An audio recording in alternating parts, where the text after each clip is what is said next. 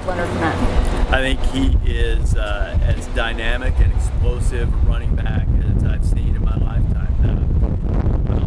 Close to that. I get physically ill and agitated when anybody puts a running back in the same breath, and as a college running back with Herschel Walker, and almost the same with Bo Jackson. Leonard's right there. He's close. I don't at least react with a physical illness. If somebody says, Leonard Fournette is in the Herschel Bo category, which in my lifetime, my judgment is a level above everybody else in the SEC. It's Barry Sanders would also be in that category. But he is a terrific runner. He's explosive. He strikes fear into opposing fans every time he touches the ball. And I think he's one of those rare guys that running anytime he gets it, you kind of looking forward to see what's going to happen next. And he's a terrific player and a lot of fun to watch.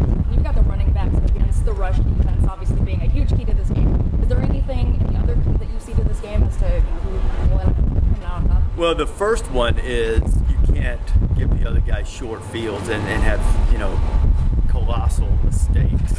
Now, Alabama overcame one of those last year against LSU, a fumble deep in its own territory. We saw when we were here for game day last time that fumbles on special teams and interceptions against Ole Miss. So either team can have that. I'm sort of the opinion, while everybody's watching Fournette against the Alabama rush defense, which regardless of what happens in this game, in my judgment, is the best in the country, I think Fournette's going to get his. He's that kind of guy. You're not holding him to 32 yards. He's going to get his. So the question is, which quarterback will be able to make plays when opportunities present themselves? Will it be Brandon Harris or Jay Coker? And to me, in this day and age of football, your quarterbacks have to make some plays. They have to convert some third downs. They have to get a few shot plays here and there if you're or to me, elite. How have you seen this rivalry kind of grow? I mean, you were here as a student. It's always important.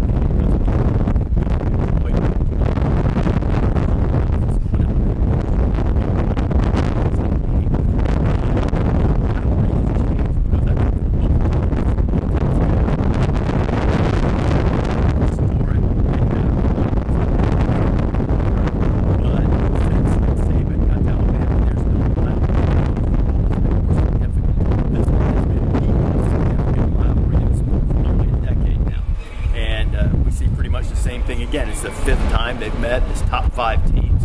Roads to championships go right through the other guy.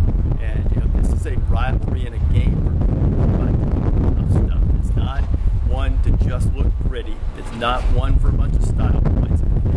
You've got to be able to get your hands dirty and be able to get down in the muck if you're going to win this game. You've got to do the unpleasant paths in football games because both these teams are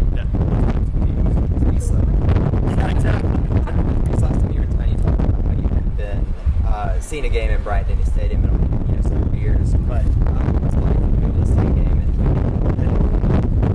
came back where you were as a student? It was, it's one of the great environments in the sport, and I think the intensity of the game, the intensity of fans, how the guys at times when they were trying to their defense or to inspire crowds, made it quiet in there too.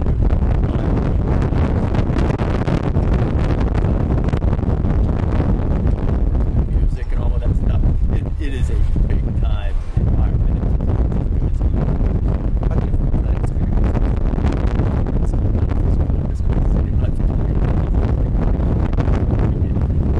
And the last year I was in school here, they didn't play the games here because they were starting to renovate it. So, it's completely different, from the games would be in time in history. A lot of teams were starting to move on stadium on campus. Everybody would kind of move their teams around in populated areas in their various home states. And Alabama was smart enough to start thinking past that, moving all the games here. And this is as good an environment as there is in the school.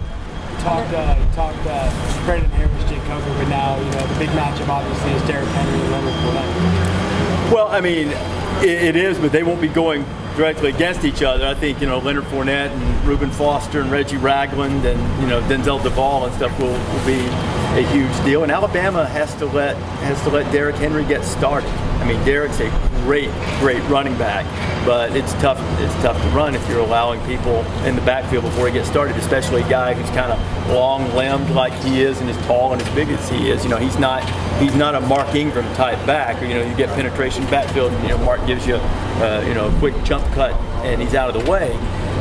Derrick's a much different kind of back. He's a terrific back, but he's a different kind of back. So I think that's as important as anything else as Alabama sort of controlling that penetration that they've given up in some games. Any other playmakers on defense, maybe on LSU, that you're looking forward to watching? Well, I mean, Jalen Mills is a terrific player. He's had some injury situations this year, but he kept a picture of A.J. McCarron celebrating up in his apartment for a while because it was in the 2012 game. Jalen was blitzing, and I think he was supposed to check T.J. Yeldon before he came on after the quarterback, and they dumped the screen over his head and ended up winning the game for Alabama. So this is his last chance to beat Alabama. I think he will be inspired.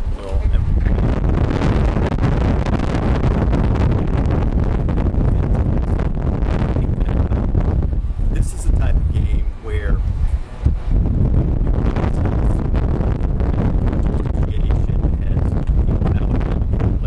last year, what he did against LSU is probably that drive is probably as memorable as anything for him during that season. There will be opportunities on both sides for those types of memories to be created in this game. And I think it's really, not that it's more important to LSU, I don't want it to be misunderstood, but I think this game is really significant to them. They've lost 4 in a row. There was, malaise is overstating it, but there's been a little cloud hanging over the program since the national championship game, and I think they view this as an opportunity to turn that around. I'll bet David Pollack just went right behind me. David, how much would you have sat on the bench if you'd had to go to LSU or Alabama back in the day? You don't want me to answer that question? None. That's one of the greatest players in SEC history right there. Somebody be sitting on the bench, Pollack, if they're trying to get your spot. That's my boy right there. I thought you were about to yell at him. Yo, hope it rains on you. No, he's the man. He's one of the greats. One of the greatest. You'll see defensive linemen in this game, and we'll see a lot of great ones. You won't see any better than old 47 that played at Georgia. He was as good as they got.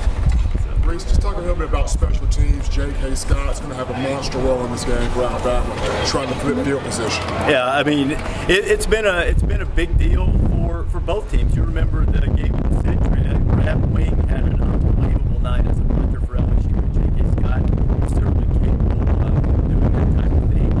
And special teams, you look at the team efficiency ratings, and neither team has been great necessarily, but Matt Hatter always seems to have a little trick in special teams under that white bill every now and then, and Alabama has to avoid catastrophic mistakes on special teams, which they've had not only this season, but at different times where there's been the missed field goals and giving up a long return. Those types of things in a game like this can flip. You talk about flipping field position, that can flip momentum too. So if either team has opportunities to make plays in special teams, it can be a big factor. And on the positive side, how many people thought that after Foster hit Fournette on the kickoff last year, that's a special teams momentum type of play. It didn't change possession. It didn't have a lot to do in terms of field position or final drives or anything like that, but in terms of momentum and energy and attitude, you make plays like that. It affect the momentum of the game. I think that the people who like to establish number of points separating the two teams, I think they're being a bit generous. I think it's going to be really close. Whoever's most efficient probably in their red zone opportunities will have the best opportunity to win. I think it's a field goal game either way. That's what I think. No, scoring. I mean, and I don't mean 9-6. I think it'll actually be a little more high scoring than that. I mean, you have too many playmakers to keep it at that range. I think there were a lot of playmakers in that 2011 game too, but I don't. Both defenses are good, but they aren't that good. They're as good as the two defenses that went against each other in 11. So I think you probably are looking at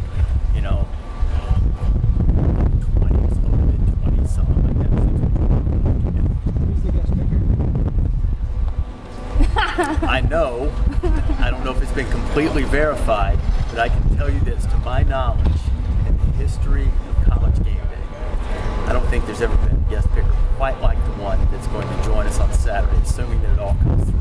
It's big time. So I will give you, once again, with the caveat that this could still go awry. Patrick, can I give a hint to the guest picker now? Am I safe to do that? Want me to hold off? Yeah. Okay. If it comes through, you haven't seen a guest picker quite like the person who will join us.